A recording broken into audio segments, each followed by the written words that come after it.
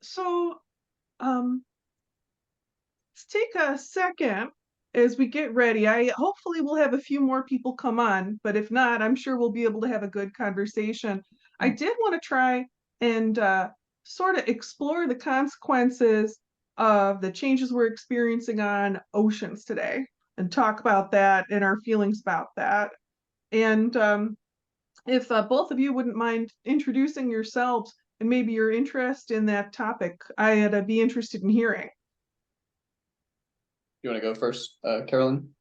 Okay. I'm Carolyn and I live in Littleton, Colorado, which is a southern suburb of Denver. And I was born and raised here and have lived other places and in Colorado, but traveled around. Anyway, so I'm a long way away from any oceans, but we are still experiencing and have experienced what's going on. I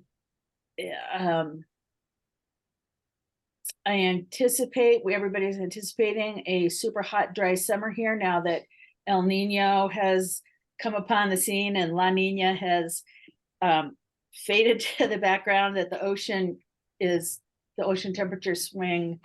Is it a current? Is it just a swing in the temperature of the ocean? But anyway, so, and also, I've been following the projections for years and years and years as best as I could find. And you call it CMIP 5, 4, 5. And the projections here have long been that we'll get much more precipitation in the winter and spring, which I've noticed, been noticing for about 20 years or more.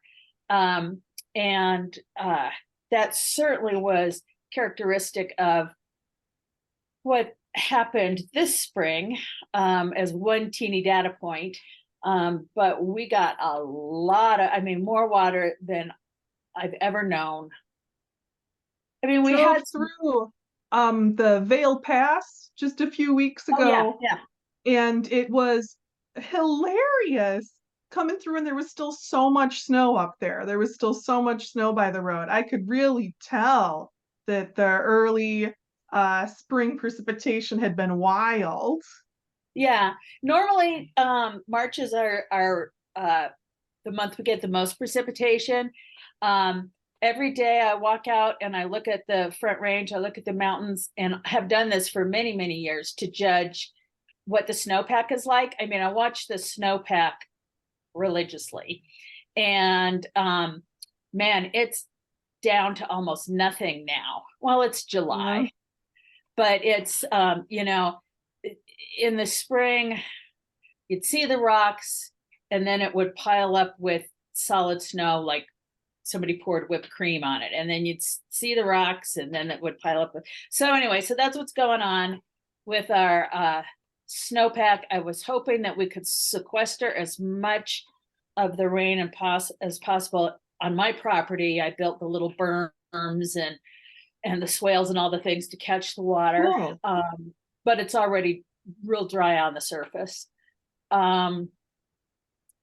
What else was it? Oh, just other background about myself. 100 years ago, I graduated from CU Boulder in 1987 with an environmental conservation degree.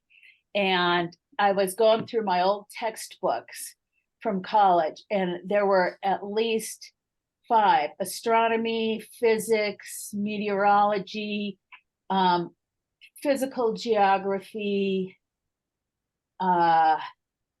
chemistry didn't have it, but anyway, at least those 4 where they had sections, if not whole chapters, on the greenhouse effect and climate change. And most all of them said there's not a lot of data, but that was in 1987 or earlier. And all those eager grad students jumped right on it. And so now we have lots of data, but the projections that they had in those textbooks I have watched through the years, just ticking them off and watching them come. And so it's been kind of fascinating to see what's happening, so okay, so that's me and my background. Appreciate it. And I like having the callback to the texts from the 80s. And I think it's really worth acknowledging the work that was done from the 80s to the 2000s. Just tremendous amount of data collection to solidify the case. And what you said about the consensus science projections really having proven correct during that time, I feel like we don't talk about that enough. A lot of people, when they see the 2050 outlook, the big question is, why should I think that this would have any accuracy? We need to reflect on the fact that so much of what we have predicted so far has proven accurate. It's not like it's a total leap of faith. So thank you so much for bringing up those points. George, can I turn it over to you for a minute? Yeah, sure. So my name's George Hutchinson. I'm a graduate student at the University of Georgia right now in Athens. My undergraduate degree is in mechanical engineering, and that's from UCF down in Orlando. And I was born, well, not born, but I was raised in Tallahassee, Florida. So North Florida is where the majority of my family is.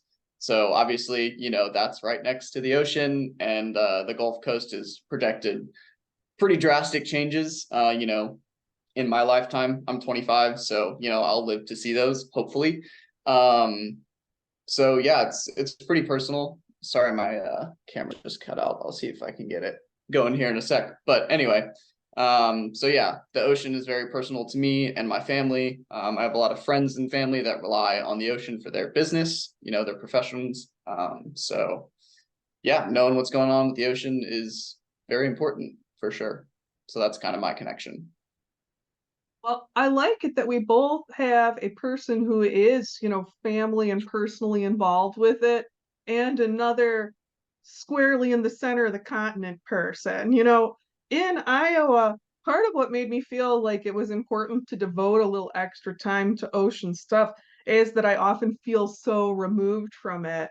And Carolyn, I have a thing I want to share on the screen here because the consequences of what El Nino, what La Nina patterns are like so complicated, right? We're not just talking about a weather event or a current. It's like all of these different parts of the ocean are warmer or cooler than normal. This is a image that I found based on a comment to the ocean temperatures video I did last week, where someone was asking what's going on with Washington, because everyone wants to know what's going on in their home, right? And this is information on sea surface temperatures that's updated about every day from NOAA, and it really lets us see what is going on right now with the forming El Nino pattern. And it's just like mega, right? Like, look at how much of this really dark color is on the map. It's not so direct North America impact, although up here by the Gulf of Maine, this is pretty crazy, right? It's extensive warm area by the Gulf of Maine. If we look in here by Korea and Japan and talk about countries where a lot of people's livelihoods and hearts are tied to the sea, right? Japan is very interesting as an incredibly food resilient country. But a lot of that is because of its reliance on the ocean for its food resilience. This is an alarming map. And then I saw this big tail here, this tail of heat coming in to the ocean by South America. And it made me think about the predictions in the AR6 that have worsened the outlook for this broad part of South America, the warming, drying trend there. So I'll take this map down, but I do think it's interesting to know that we're able to see day by day what's changing, to see day by day changes in the local impacts, and to get a glimpse of what's going on over the globe. I wonder, when we're looking at this, what kind of hits you first? Because it's such a big problem, like it's a global size problem. Do you think about the biodiversity impacts or the domestic impacts or the trade impacts? Like, where does it hit you? Yeah, I mean, for me, I have a really good friend whose family runs a seafood distributing company out of North Florida. And with the loss in biodiversity projected, that directly affects his business. So people's livelihoods, are at stake. And that's what hits me first, the personal connection there. Makes a lot of sense. I mean, fisheries are a huge industry, a huge source of food, a huge source of culture for a lot of communities. The projections for fisheries change. I like to point out the opportunity zones. I think it's important that we don't look at the future as unremittingly bleak, right? And if we look to the north, there are areas of projected total catch increase.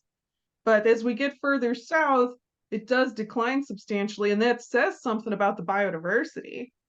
To me, it's like, what is going to be going on in those northern waters? Like, everyone is going to be there in terms of other species too, not just humans. Like, it's going to be crazy.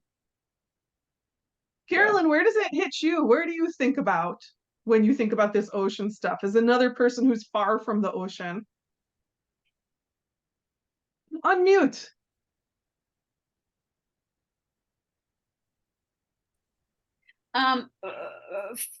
For me in particular, and my meadow muffin friends and family, we are really focusing on being ready for huge swings, and swings in weather, swings in the seasons. So we had, well, I sit on a hill with a park next to me, and then you can see the skyscrapers of downtown Denver. And on the other side of that is Wyoming. So I get huge winds that just hit me. It knocked over like a 70-year-old Doug fir in my yard, and just huge winds, and up to 110 miles an hour, kind of in a not a regular basis, but maybe once or twice a year. So, straight winds. But so there's that extreme. We got way below zero during the winter. We get up into the hundreds for several days, weeks during the summer. So I'm rewilding my yard, and I took out all the bluegrass and the rock edges and the plastic that had kept the ground sterile and all of that stuff. And I'm looking to the Great Basin for really tough plants that are super cold hardy, super heat resilient, and super able to deal with drought and long periods of dryness. And as I've been researching, and I think also listening to you, it's the flora that is native to this part of the world is really tough. And it's really fun as we think about whether it's El Nino or La Nina or whatever, with the big swings, it is the native stuff and the tough stuff that hangs in there. And I live where there was shortgrass prairie, and Doug fir have no business being in my yard.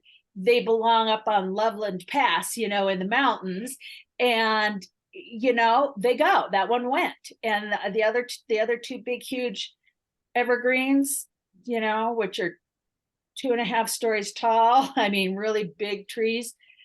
They're not long for this world, and so I think we're looking at the other thing is we are pretty far from where people can produce food. And you can't really, it's really tough to produce food in Colorado. We don't have farms, we have ranches, and they're huge, and they run cattle, and we have wheat fields and very little corn.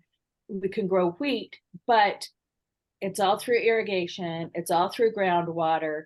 The groundwater, is being depleted. Where you have groundwater. I'm sorry to interject, but I was Yeah. just doing an analysis for some folks who are trying to determine where in Colorado they hoped to move because Yeah, they wanted a high altitude type place. yeah. There's so many areas around there where there just is no meaningful aquifer.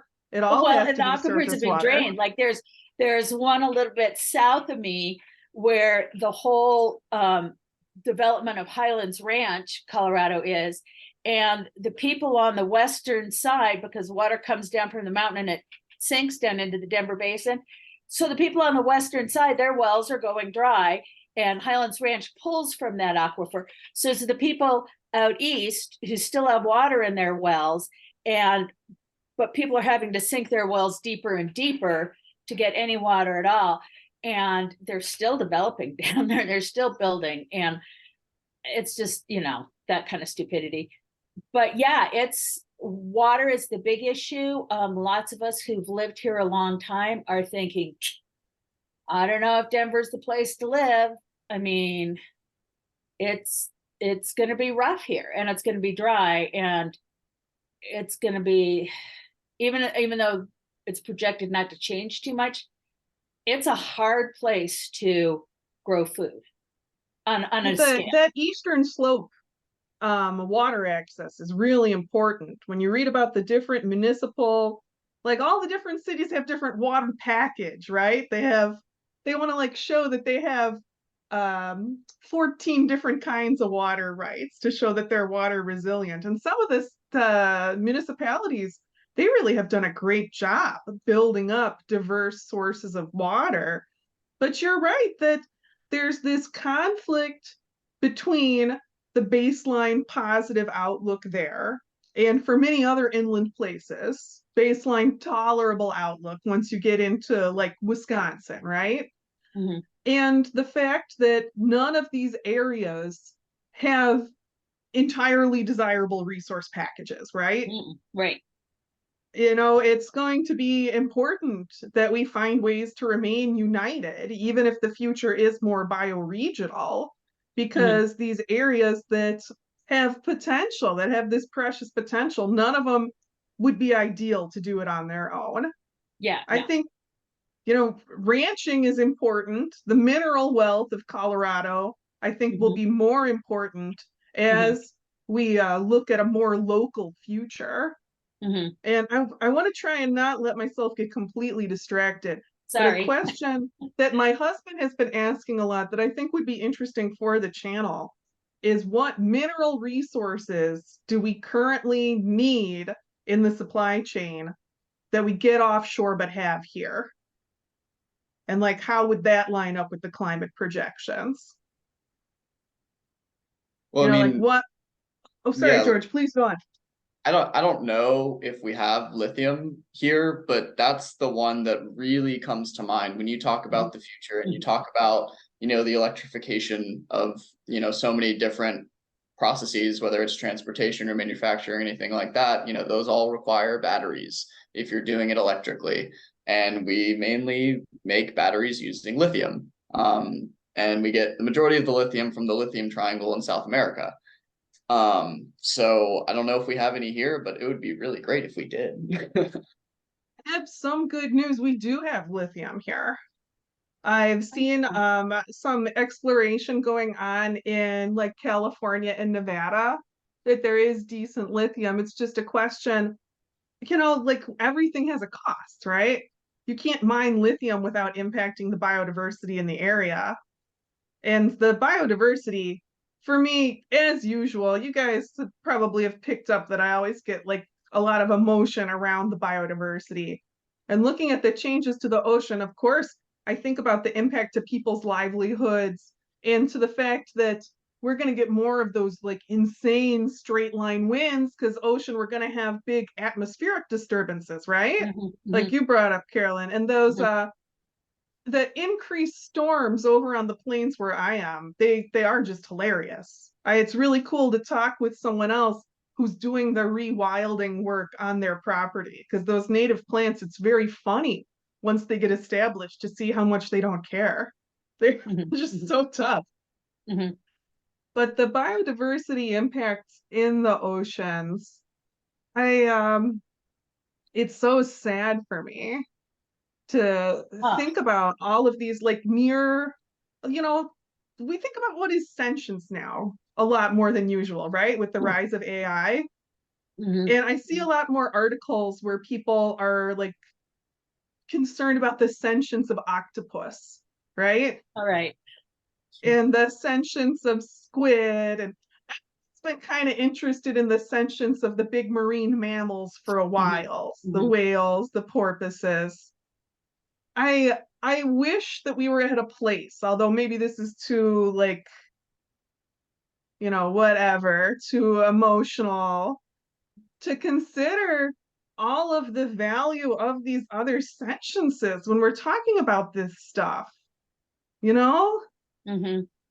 Mhm. Yeah. Like the costs are so big, and there's always the tendency to think about the impact on production, the impact on agriculture, the impact on livelihood. It's like we always talk about interest in other minds, but we probably have other minds right there, and they're getting trashed.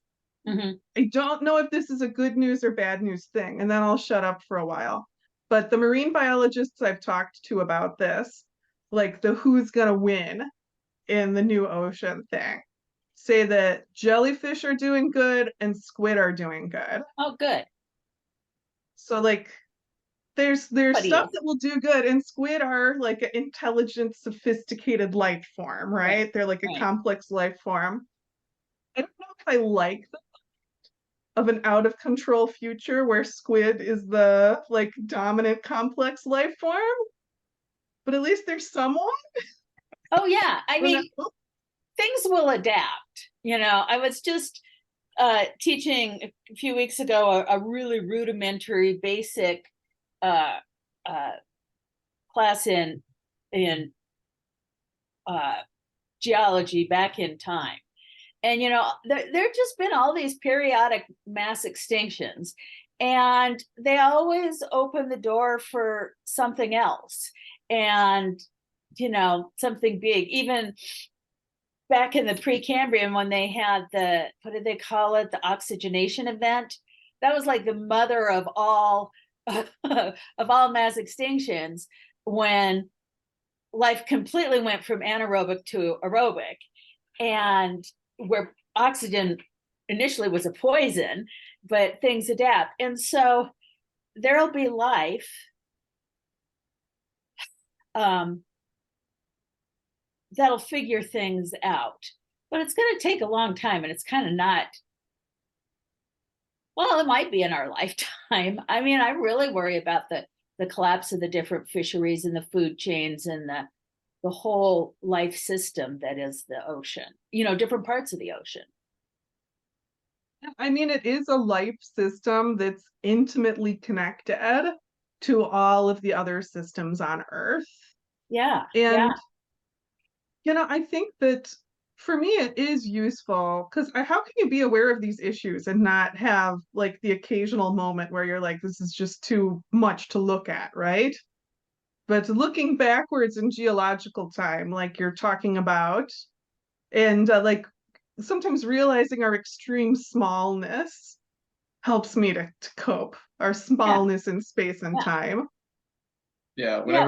whenever somebody gets all like, sad about they say, the planet's screwed, right? With climate change. And I'm like, no, the planet's gonna be fine. Life is going to continue. It's just us that might be screwed. Like there's It's stuff is true. gonna be here and figure it out. Hopefully it's us too, but something's gonna be here. Species come and species go. Yeah. I was reading about what were like the large mammals the last time our Earth got this as hot as it's projected to be. And there were a lot of giant wombats, which All right. I That's so like fun. that's cool. Wombats are cool. But that also made me feel optimistic because some people get like very freaked out by the wet bulb temperature thing, the emerging wet bulb temperature thing. And I've heard some people talk about how at other times where the Earth was this hot, there were no mammals our size because wet bulb temperatures took them out. But there's not really a perfect correlation. We should expect there to be some large mammal safe areas if we look at the fossil record. Mm. It's just life will be adaptive to a variety of weird niches. And that less so on the land than in the ocean, where we do expect these just enormous changes, and that any life ways that we have that are directly connected to the ocean, we have to expect they're going to change. Well, you know, humans adapt like other species physically, and we adapt kind of slowly because we have such a long generation time as compared to like bacteria or something. But we also can adapt culturally, and we have adapted as humans to a huge range of climates on the globe. And so we have a good chance in the short run of, you know, it not being completely existential, but, you know, humans that stick around for a long time, we won't look like us and we won't be like us anymore. We'll have physically developed adaptations to handle extreme heat or long periods of whatever, you know, the climate is going to throw at us in the long run. In like the really long run. I mean, if you look back like 10,000 years, say you're talking about the Ice Age, where humans were hanging out during the Ice Age. Yeah, that's they were Homo sapiens, you know. Yeah, and we anatomically pretty much the same for a very long time, for hundreds of thousands of years. The cultural adaptation is definitely a bigger tool in our wheelhouse right now than the physical adaptation. Physically, it would be surprising unless we were doing something to push the wheel with genetic technology, that we would look very different from how we do now in 10,000 years. Right. Oh, yeah. 10,000 is short. 10,000 is nothing. And yet, in terms of the Earth's climate, it has gone through big contributions in the last 10,000 years. Sure has. Yeah. Yeah. But I think about the fishing cultures that live on the coasts, and you know, it's that culture. I mean, the algal blooms that poison everything, you know, we might figure out how to eat them, you know, the blue green algae, or, you know, I mean, culturally, you know, it's my hope that we'll be able to adapt much more quickly. It will be interesting in Florida. You know, Florida is so vulnerable. I'm interested in the seagrass. Do you have any connection with the seagrass beds around Florida, George? No, not off the top of my head. I mean, I've been hearing in the last few years how they have to, you know, like feed the manatees or whatever because the seagrass has been dying. But no, I don't really know much about the seagrass. But going back to like the algal bloom stuff, you know, that's something culturally that we can head off at the pass, as it were, by limiting fertilizer use, or being smarter about our fertilizer use, to prevent the runoff that causes the algal bloom in the first place. So, you know, when we talk about cultural adaptations, like these are tools that we can use to mitigate some of the bad stuff that happens in the ocean, especially. It's a good inland or ocean person connector too. You know, the area where I am in Iowa, we're responsible for a tremendous amount of that fertilizer dumping into the Gulf. That's been very responsible for some of those Gulf dead zones. I thought it was so cool. One of the museums in the area is the National Mississippi River Museum, and they are unveiling this summer a giant new saltwater exhibit with Gulf organisms and making really explicit to people in our agricultural area the connection between what we do and the health of that ecosystem, like really bringing it into view. I thought that was such a good educational tool, and I am amazed that they got the funding for that during COVID. Like, how did it happen? They must have worked so hard. Yeah, somebody had a really good pitch. It was a great idea, though. I mean, most of us learn better when things are concrete. And many people grow up in these inland states, and going to the ocean is like a luxury thing. You don't think of it as like people actually live there. Who does that, you know? Mhm. Yeah. Well, and it's not just the inland states that are responsible for the fertilizer runoff. There's extensive agriculture in Florida, like in and around Lake Okeechobee, all Oh, through yeah. Central Florida. There's tons of agricultural runoff. Like, the majority of the algal blooms that happen off the coast of Tampa, they're directly as a result of agricultural practices in Central Florida. So it's like shooting yourself in the foot. Like, come on, guys, what are we doing? Mm-hmm. Stinks, and it's a really good opportunity. That's really cool to hear. That's new for me to hear. It's not really cool that y'all are causing your own algal blooms. That's not what I mean to do. But like, it's an extra fixable problem if it's Yeah. something that's coming from nearby. Yeah. And I really love all the progress that's being made in terms of soil ecosystem health. And, things like grasslands sequester every bit or more carbon dioxide than forests. And when grasslands burn, they don't lose their biomass because it's all in the roots in the ground, and it'll come right back. And I have a good friend whose roommate in grad school was doing soil studies, and she said when you like plant a garden, the vegetables are a byproduct of what you're really doing, which is growing soil. And so that's always been my thing, and maybe some of this research will carry over to realizing that you can grow crops well without using the fertilizers. You can grow All more interest. and you can monocrop with fertilizers, but I don't know. It's a Carolyn, have new. you seen before that George does research on growing plants without soil? So Uh, it's like Yeah. it's like a very interesting like various like things that could be dialed all the way up or all the way down in your right. statement there. And I find the resonance there of the soil focus, which is also like where I tend to be. I'm very interested in soil development on my property, on prairie plants, and this reality that George presents, where many places are moving towards covered crop, indoor crop without Mhm. soil to Uh-huh. allow for the same sort of lower pollution farming, ideally, right, George? I don't mean Right. to overstate what you're doing. I No, apologize. absolutely. Yeah. With the controlled environment agriculture, the goals are that, you're not as subjected to the environmental extremes that we're going to experience more often. You can use less water and less fertilizer to grow the same yield. Only some crops do well in these types of systems. You can't really grow grain crops and like some of your high calorie crops in it, but your table crops, absolutely. Tomatoes, cucumbers, any kind of cucurbits and berries and all that stuff, leafy greens, herbs, you can grow all that super well.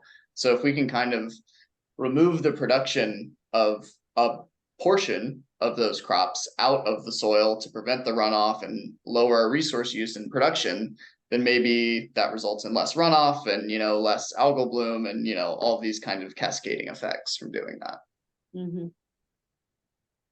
Like having more baskets in a high extreme future is never a bad thing. Having more routes forward to help meet a sustainable future, Mm-hmm. because things are going to get hairy in different places. Different parts of the US are going to be experiencing these extreme events. You're going to get better or worse yields out to a very small level. In the Midwest, I think that many people have had a very weird week this last week because this is the first time we've had wildfire smoke. And I'm sure that people in Colorado, people in California, they're like, whatever, Midwesterners, welcome to reality, right? Yeah. People in New York too. And they're like, we wrote about this like 3 weeks ago, guys. Should have read the news. But this I mean, how it has to feel very real to people now and easy to feel bleak when about a third of the country has just experienced a emerging threat for the first time, right? Mhm. I think that working forward and continuing to think forward on multiple paths, it's not ever more important than when we feel these sort of big setbacks. Well, With they're good the motivation. They're like, whoa, perk you up. Like, whoa, what's that about? I mean, it makes you think, it makes you do stuff. Like when we had the big fire up in Boulder County, the Marshall fire that took out all those houses, those neighborhoods. oh, that I was could, bad. yeah, and it was interesting. I saw it and I'm like, what's that smoke? Because I could see over, I don't know how many miles away it is from me, but I thought it looks like a industrial plant is burning, like maybe a factory caught fire, but then it grew big and then the news, and I knew it was houses, which are made out of plastic and all that black smoke. But it was then that I called up my insurance agent and said, am I well insured? What's going to happen? Because there's nothing to keep wildfire from going through town here. Mhm. These big evergreens by my house would be a wonderful thing to catch. So hail came and damaged my roof. So I'm going to get a metal roof. I have a metal These, roof. I love the metal roof. oh, yeah. It's awesome. If metal roof goes away, I know I have a really serious problem, but it's kind of like an A or B situation Yeah. with Yeah. metal roof. Yeah. So, I think these events, the smoke that comes in and affects us from thousands of miles away, it makes you really understand the global nature of our relationships with the world. Where wildfires in Canada, or we had wildfires in Washington and Oregon and BC that really sucked in Denver a couple of years ago. And, they're thousands of miles away, but it really is a good wake up call. It makes me glad for the work that I have already done in terms of the development of a rewild property, a property that has some food resilience. Mhm. It takes time. And every year that you can put into it, it's to help to build those roots. It can help you to get ahead. It's been cool to Mhm. see, even with the smoke, where it hasn't been really healthy to go out and do the physical work. Mhm. Stuff when you're growing for fruit, for nuts, for perennial plants, once you get it established, if you can't go outdoors for a week or something, sure, you got more weeds to pull when you can get out, but they can take care of themselves. They're tough. And a Mhm. lot of the plants that we can be working to put in, the more native plants, more native food plants, the tougher they're going to be.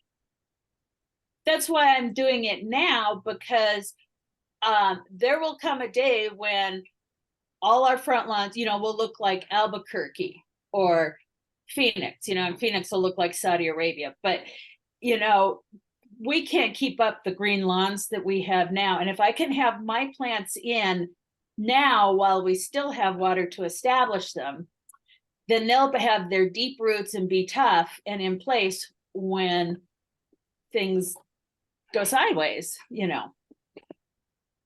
It's never the bad time to plant a tree. It's never the bad time to plant the prairie plants.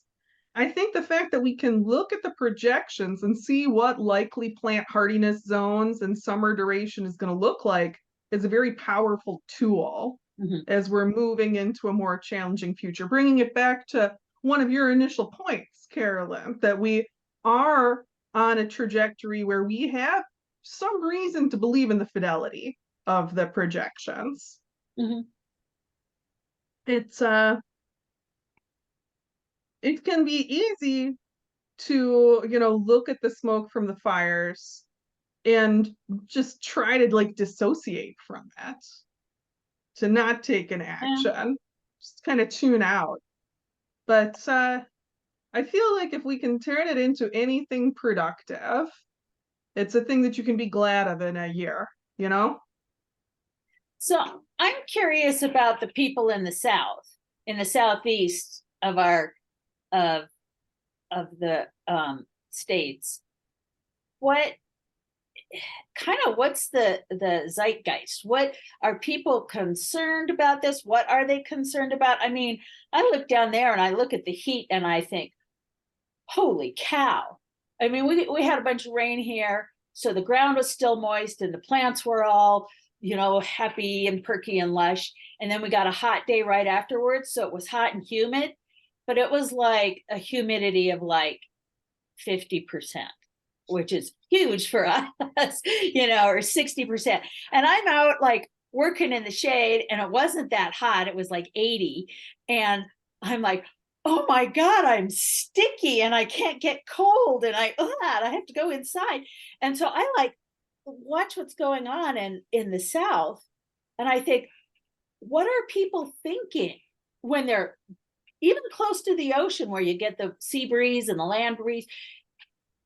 It's got to be really scary. Yeah, I mean, I'll kind of tell you that it goes both ways too.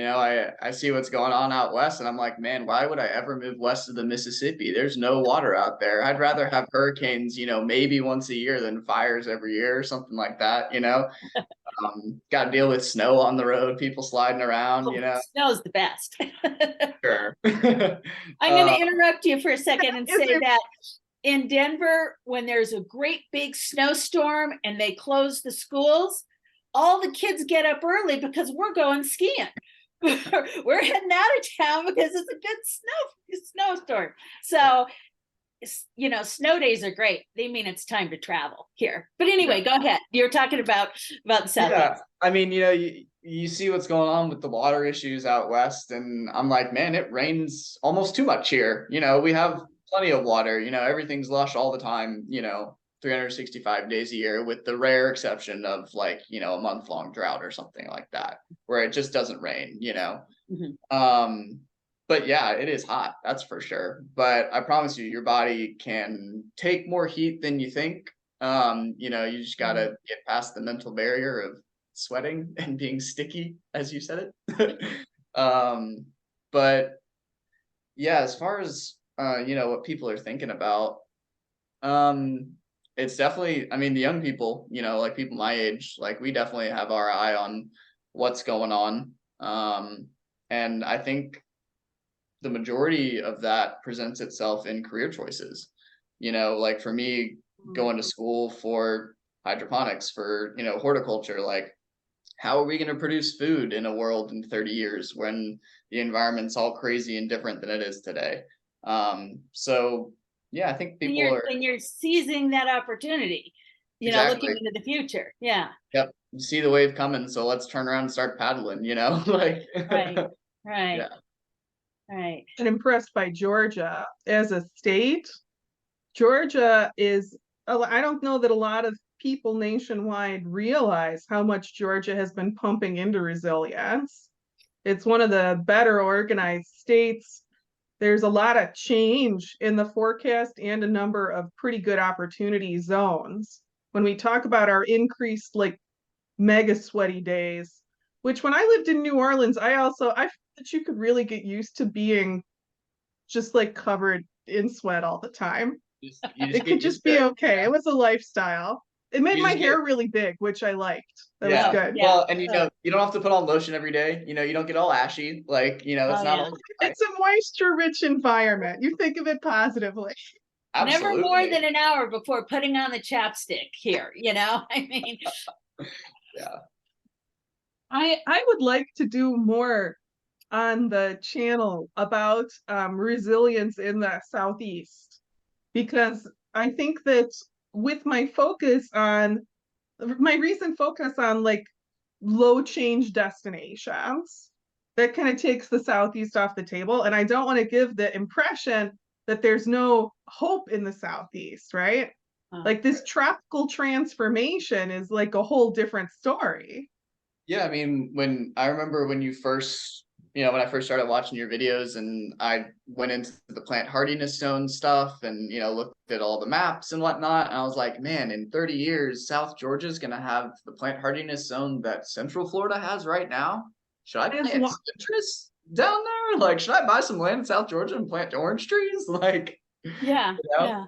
So you can find like some tangerines are pretty hardy to the cold, right? Like there are some citrus, and that citrus belt in Georgia. I am super interested in the potential there. I'm glad that you see it as well. When yeah, you look at all the factors line up, absolutely.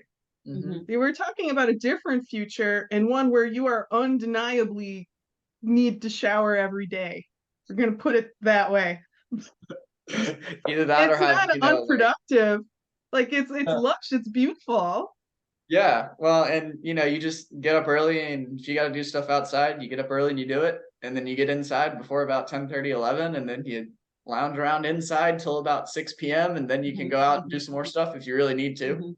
Mhm. But as long as the power stays on and you have AC, you're good. And that's, I think, one of the main challenges in the Southeast is with the power infrastructure, increased demand from AC, longer, periods throughout the year. You need more AC more of the year. So that kind of increased demand as well as, day-to-day peak demand. So as long as our power infrastructure, can take that, we'll be pretty much okay, I think.